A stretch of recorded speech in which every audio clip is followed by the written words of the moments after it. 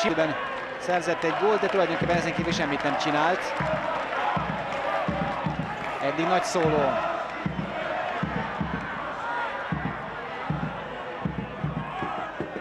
Sok lesz. Kirúgás.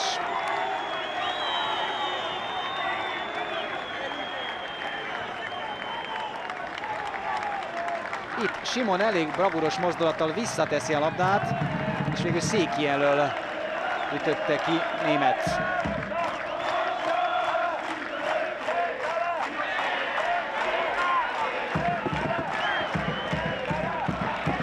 Széki, ellentbontás nem tűrő agresszivitással, meg is kapja a letolást a játékvezetőtől. Ez már a hosszabbítás. 3 perc.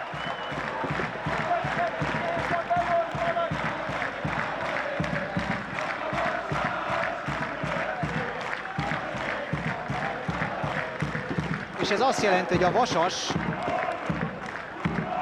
egy napot a táblázat élén tölthet a Soproni ligában, hiszen 6 pontos lesz az angyalföldi csapat.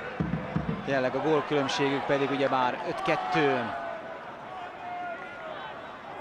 Soumi, ő középen van, most kéri, nem jut el hozzá. Lázok robbantott egyet, inkább dobbantott, nehezen tudták vele tartani a lépést. Simon. Balog. Ujjaj, nagyon csúnyán összefejelt két játékos, jajjaj. Sándor, ő már jól van szerencsére. Óriási csattanás volt.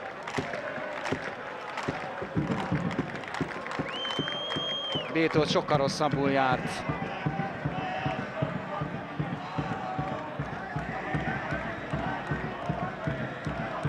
De ő is magánál van. A fülére, a homlokára kapott egy hatalmas ütést.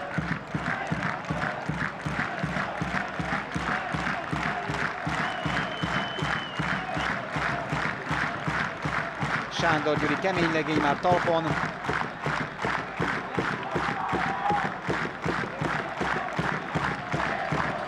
Bétó Balázs is.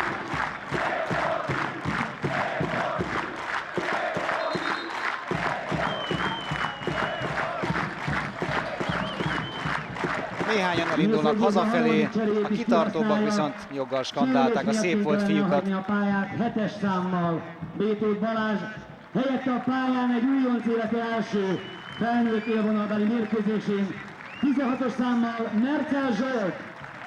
Mercel Zsolt élete első magyar bajnoki mérkőzésén léphet pályára, néhány másodpercet kap, de ez egy örök emlék. Erre biztosan emlékezni fog nagypapa korában is. Főleg, hogy egy győztes mérkőzésen debütálhat.